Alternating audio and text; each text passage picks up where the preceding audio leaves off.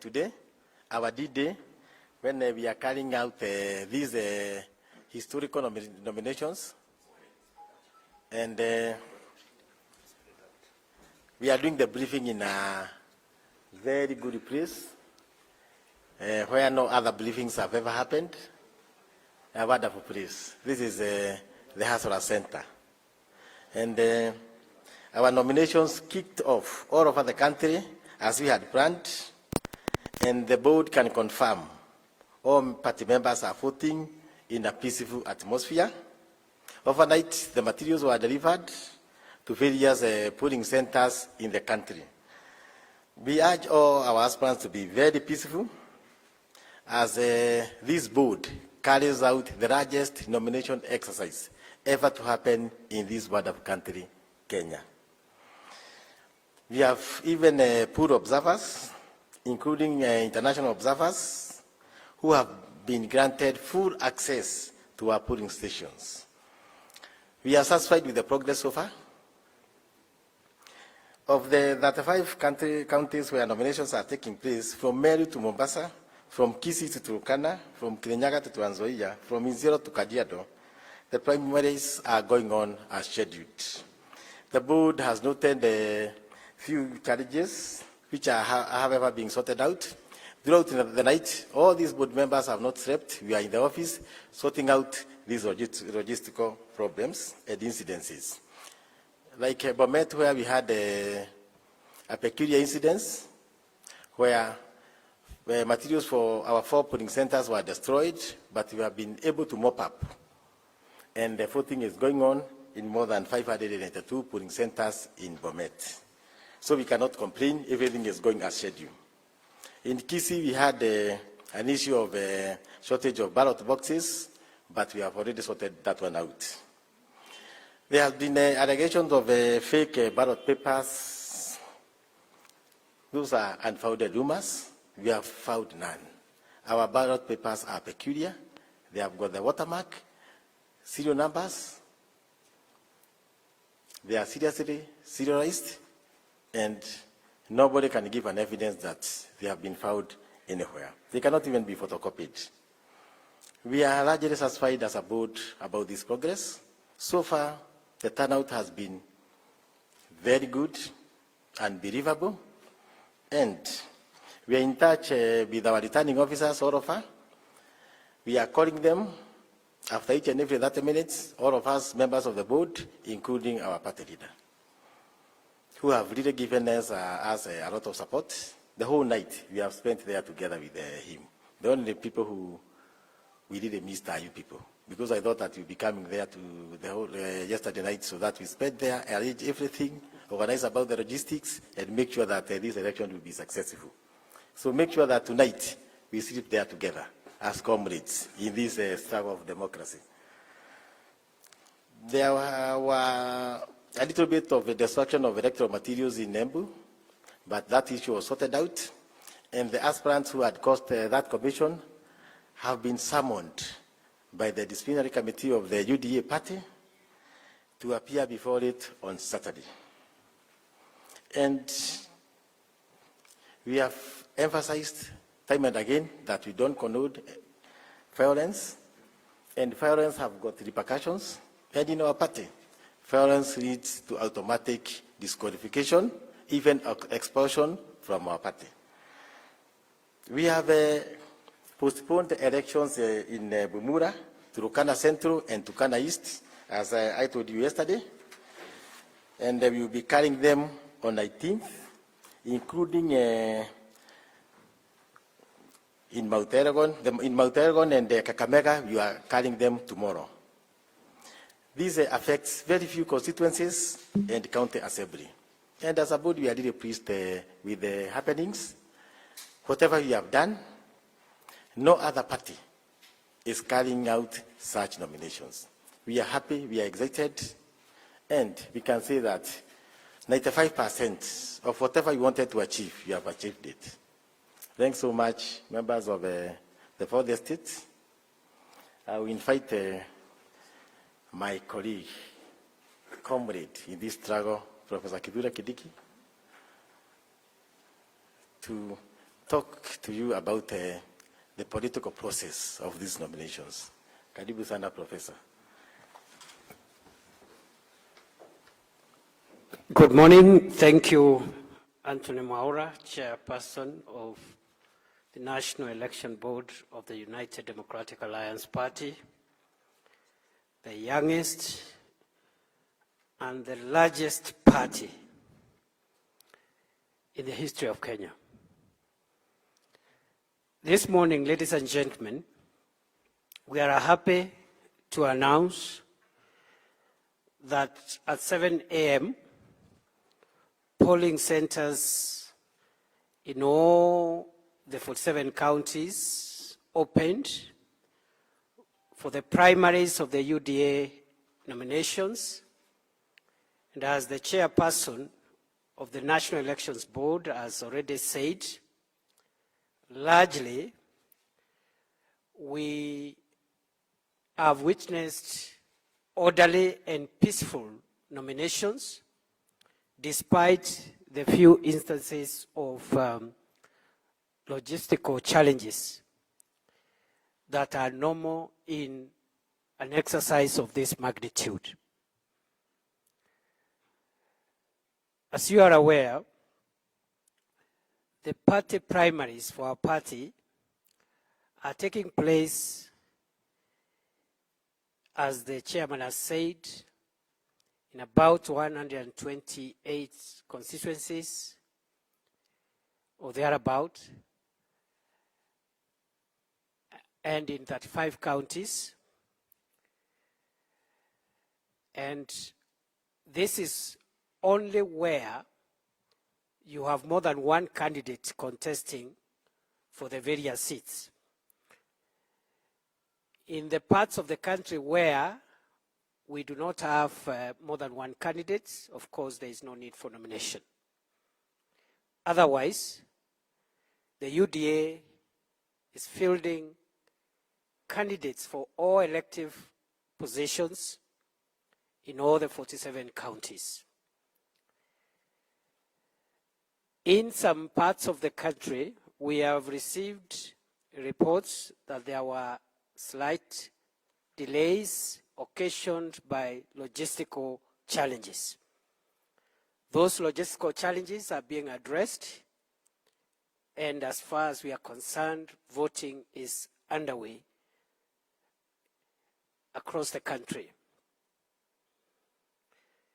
Secondly, we are happy to note that the process is peaceful, except in isolated cases of disorderly conduct, which are being handled by the relevant party structures. In particular, the case of Bomet has been addressed, and the case of the destruction of poll materials in Embu County last evening has been taken over by the UDA disciplinary committee. The aspirants whose supporters were responsible for that exercise have already been summoned to appear before the disciplinary committee on Saturday at 9 o'clock at this venue. As a party, we abhor violence, intimidation, and obstruction of democracy. That is well espoused in the party constitution, the nomination rules, and the code of conduct for aspirants and party members. Preliminary investigations have indicated, including video footage and other evidence in the possession of the disciplinary committee, have indicated that the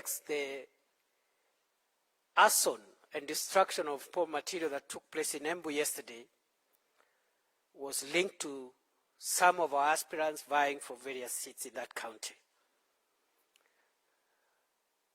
a very, very detailed summons has been issued detailing the charges, the particular charges that those aspirants are facing so that they can prepare their defense. We want to note and announce to the country that the UDA party takes electoral violence extremely seriously, and the consequences of electoral violence for any party member or an aspirant include, but is not limited to, disqualification of the aspirants, irrespective of the outcome of today's exercise.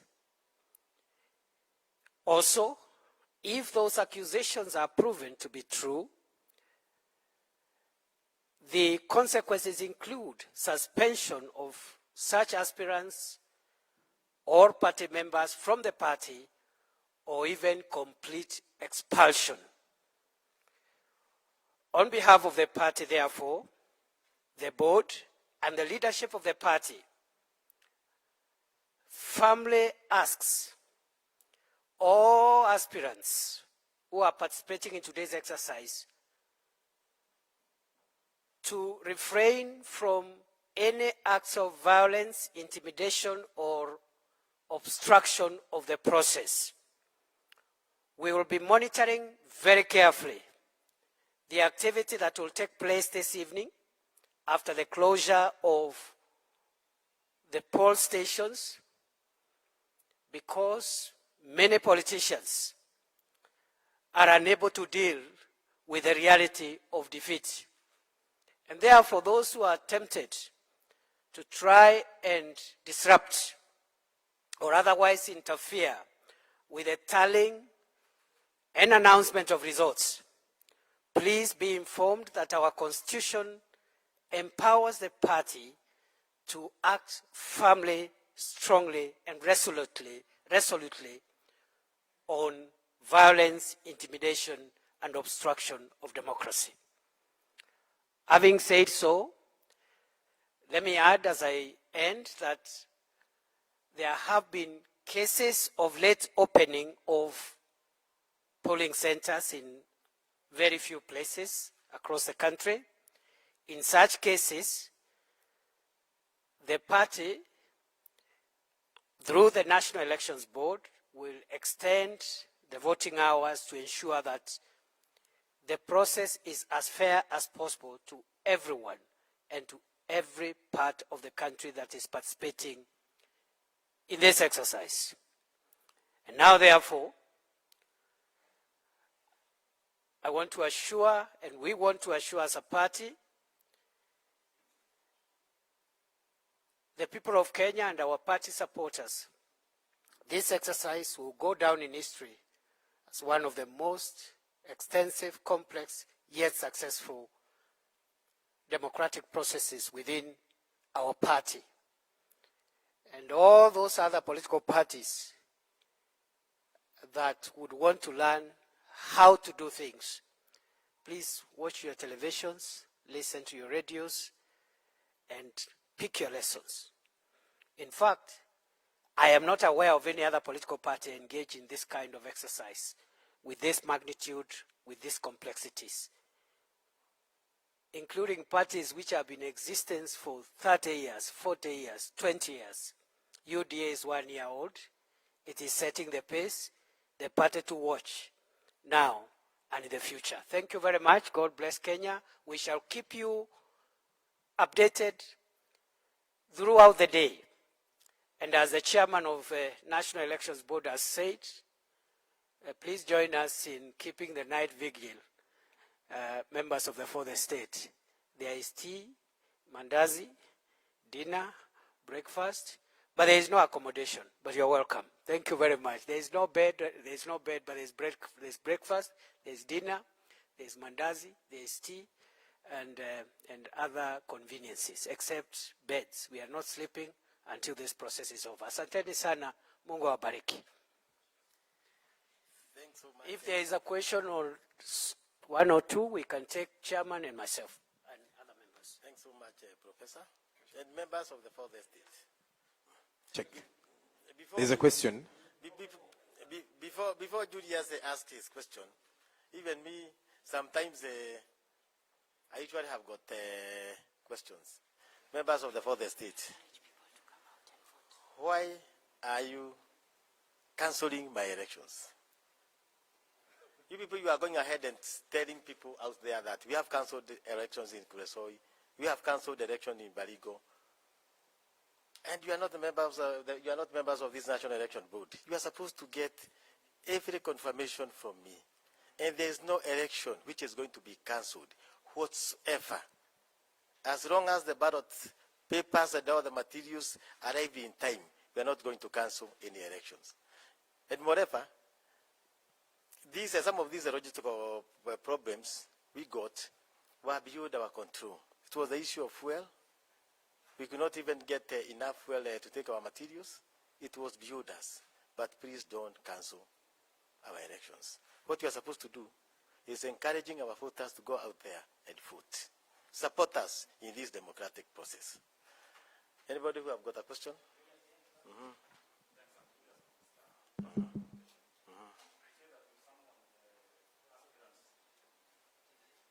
Julius Edrea? Okay.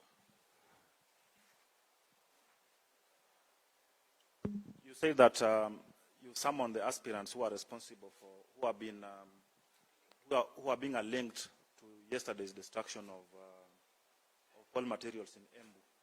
I don't know whether it is possible to know the names of these aspirants. It is in the public domain, and the professor here can confirm.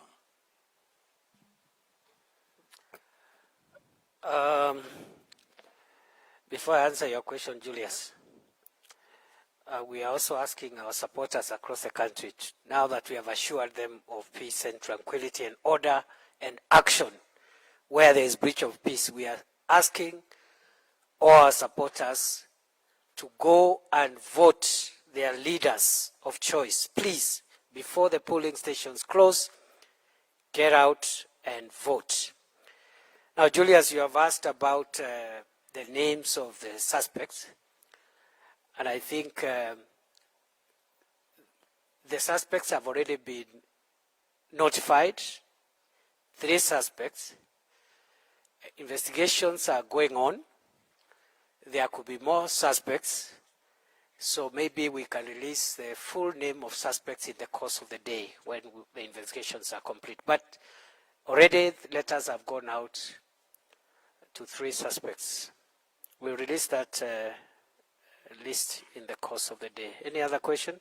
So I'm Dubi Moturi from the Daily Nation.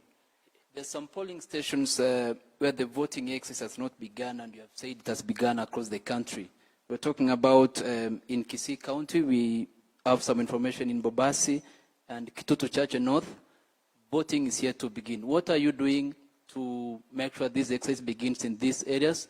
And also, why have you postponed your elections in Mount Elgon and Kakamega? Thank you. My good friend, I can tell you, voting in Kisii started 1 hour ago. In Kakamega and Mount Elgon, those are the only places we'll be doing our nominations tomorrow. Because of logistical problems, but more so in Mount Elgon, there was a little bit of violence, which we have warned the aspirants, and they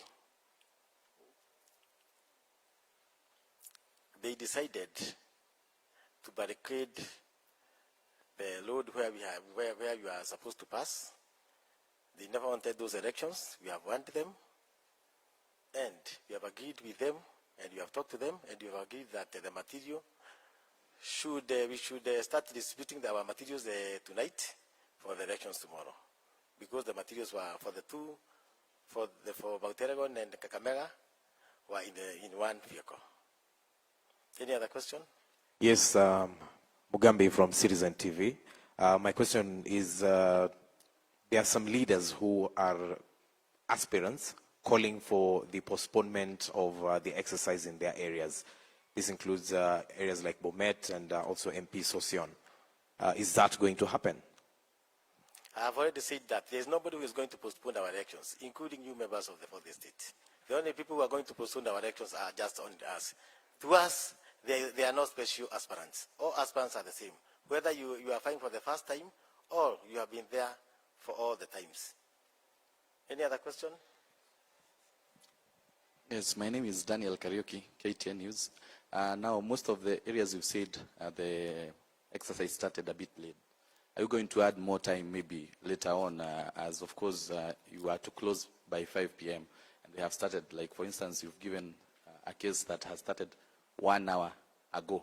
Are you going to add more time? Professor had already addressed that. We are going to do it on pro rata basis. If you opened it 2 hours late, we are going to extend for 2 hours. My name is Paul Kirobi from TV 47. I'm receiving concerns here that election is not going on in CBD, Muduru, and St. Peter's. I already talked to the father in charge of St. Peter's, and just note that I'm one of the best members of the Catholic Church. I'm a Catholic. It's very unfortunate that we are doing it on Holy Thursday. I've talked to the father in charge. We have agreed, and they have given us 2 classrooms to conduct our elections in those 2 classrooms. Many other questions? Thanks so much, members of the fourth estate. Let us meet in the afternoon.